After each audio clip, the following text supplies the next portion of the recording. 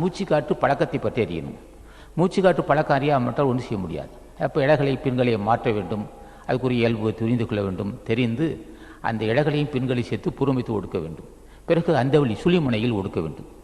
சுழிமுனை ஒடுங்குகின்ற காற்று திரும்பி வராது, அங்கே தங்கிவிடும். தங்கினால் அது கவத்தையாக இருக்கும், உடம்புல கசடுகள் நீங்கும். வேறு வழியில் அந்த கசடுகள் நீங்குவதுதான் தவம் அல்லது ஞானம். தேக கசடு நீங்காமல் ஒருவனுக்கு குணப்பண்பு வராது.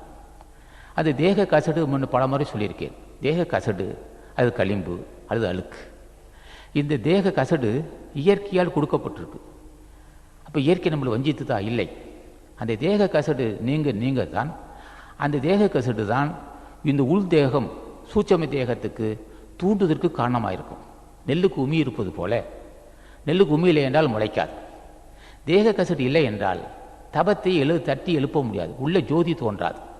அதுக்காக தான் இயற்கை கடவுள் என்ன செய்திருக்கிறான், தேகம் தரும்போதே உமியை சேர்த்து தான் வைத்திருக்கிறான்.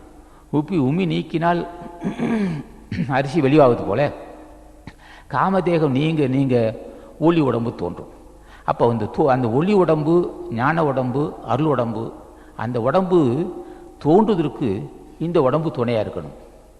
இல்லை என்றால் அது துணை அந்த ஜோதி உடம்பு வெளிப்படாது, சூட்சும தேகம் வெளிப்படாது. அப்போ புறமைத்து ஒடுங்குகின்ற காற்று தான் கசடை நீக்கி அந்த ஒளி உடம்பை மேலெழுப்பும், ஒளி உடம்பை வெளிப்படுத்தி காட்டும். பிறகு உமி நீங்கினால் அரிசி முளையாது போல காமதேக நீங்கினால் மீண்டும் பிறக்க மாட்டோம்.